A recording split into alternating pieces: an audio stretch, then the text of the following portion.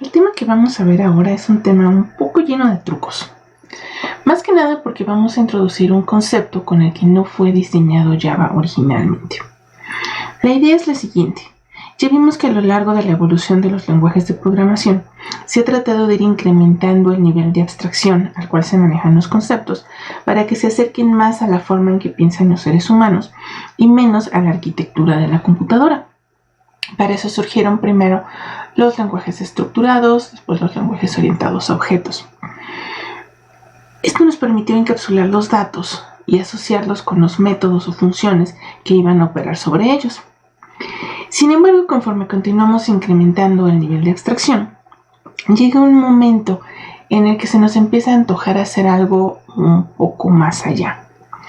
Y esto es que las mismas funciones sean datos, que podamos utilizar a las funciones así como utilizamos a los objetos.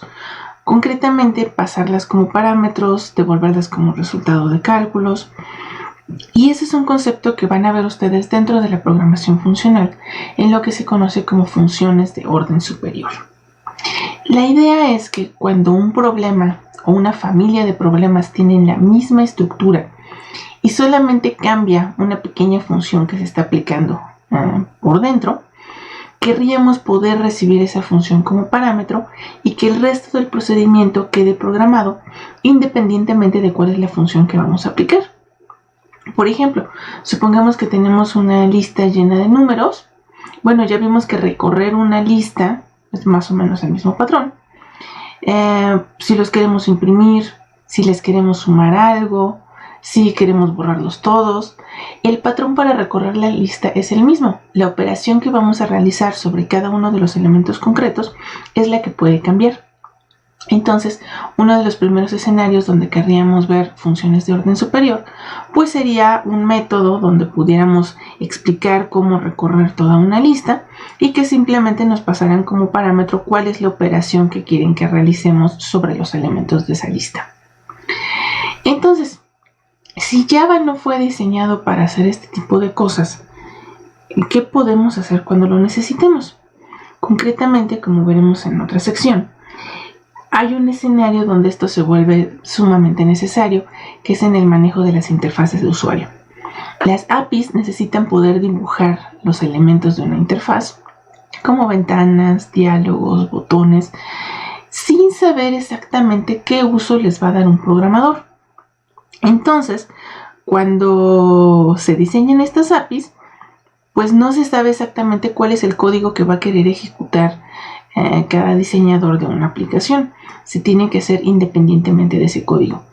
Y entonces lo que vamos a ver frecuentemente es que los diseñadores de APIs para interfaces gráficas de usuario requerirían que se les pudiera pasar como parámetro, por ejemplo, cuál es la función que quieren que ejecute un botón.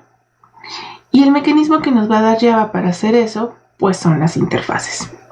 Y lo que vamos a ver en esta sección entonces es cómo aplicar estos conceptos en este lenguaje. Bien, entonces tenemos una serie de definiciones. Primero, ¿qué es concretamente qué es una función de orden superior? Y es como le había mencionado, se dice que una función es de orden superior cuando recibe funciones como parámetros o devuelve otra función como resultado. Entonces, aquí estamos hablando ya de una función que puede recibir o enviar funciones. ¿Cómo le vamos a hacer en Java? Bueno, en primer lugar, como mencionaba, Java es un lenguaje orientado a objetos. Los mensajes solo permiten el uso de objetos o tipos primitivos como parámetros o resultados. Y esto no cambia. Entonces, si queremos recibir o enviar funciones como parámetros, vamos a usar un truco. Vamos a envolver una función dentro de un objeto. Entonces, las habilidades de Java, van a ser limitadas. No es lo mismo que si usamos un lenguaje funcional diseñado para esto, pero son suficientes para varias aplicaciones.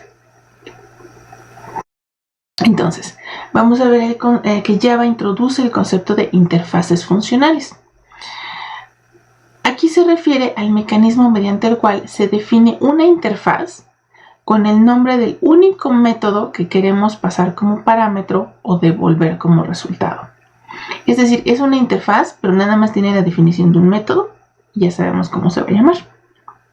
Ahora, lo que realmente vamos a transferir entonces no son funciones, sino un objeto que sea instancia de la interfaz funcional indicada. Y ahorita vamos a ver cómo se escribe esto. Para ejecutar la función, se manda a llamar al método correspondiente del objeto recibido. Bien, vamos a ver en el siguiente video cómo se ven estos mecanismos.